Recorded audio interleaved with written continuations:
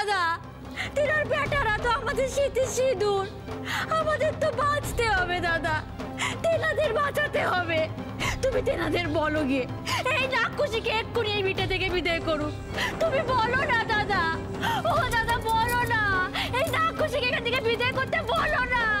ও দাদা, ও মা, তুমি বলো না, এই রাক্ষসীকে বিদায় করতে বলো না। তোর বৌমা, তোর বৌমা, এসব তুমি কি বলছো? তোর বৌমা, আমি আমার বেটাদের খাবো? আমি এমন রাক্ষসী, আমি আমার বেটাদের খাবো? এদের যে আমি পেটে ধরেছি মা গো, এরা সব দাঁড়িয়ে দাঁড়িয়ে শুনছে, এরা দাঁড়িয়ে দাঁড়িয়ে শুনছে।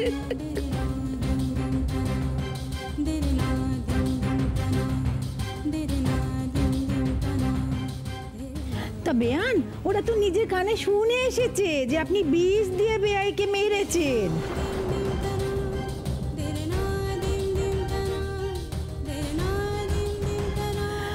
ওদেরও যে এই বিষ দেবেন না তার কি কোনো ঠিক আছে? তা বলে কি ভালো ভালো এখান থেকে বিদেয় হন, মরতেই যদি হয়তো বাইরে গিয়ে মরুন না, এখানে কেন?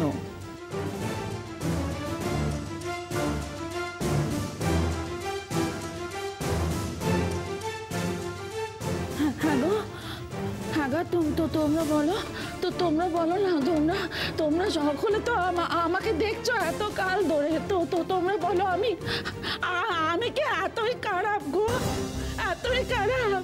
তোমরা সবাই চুপ করে দাঁড়িয়ে দাঁড়িয়ে শুনবে, এত বিচ্ছেদ দেখে তোমরা কেউ কিছু বলবে রে?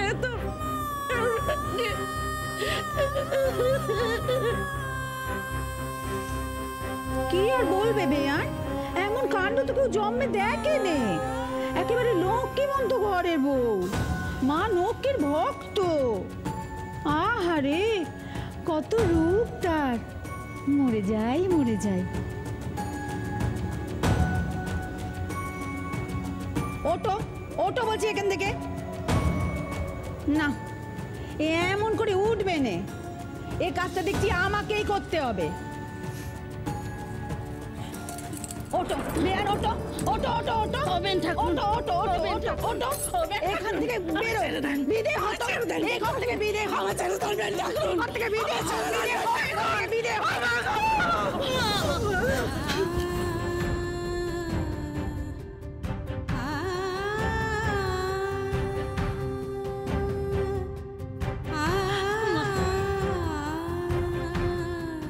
পারবো মা, স্বামীর নিষেধ অমান্য করতে হয় না গো মা।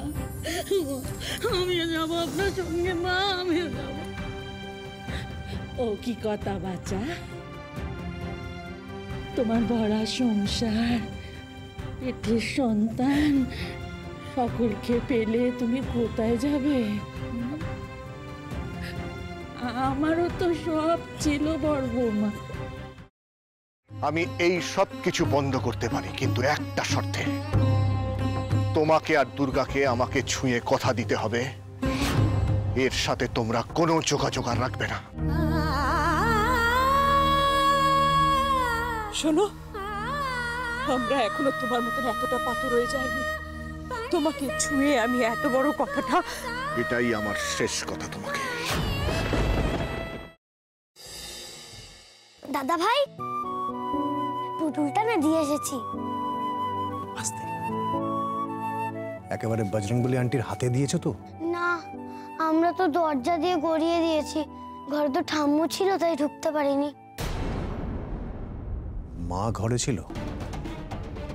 এ বাবা, যদি মার হাতে পড়ে তাহলে তো মুশকিল। ওনার কোনো সর্দারজির সাথে পরিচয় ছিল? সর্দারজি? না, ঠিক আছে, আমি তাও বলবো আপনারা একটু ঠান্ডা মাথায় ভাবুন। আসলে আমার জানাটা খুব দরকার। আমি তাহলে আসি, কিছু মনে পড়লে আমাকে অবশ্যই জানাবেন। আচ্ছা।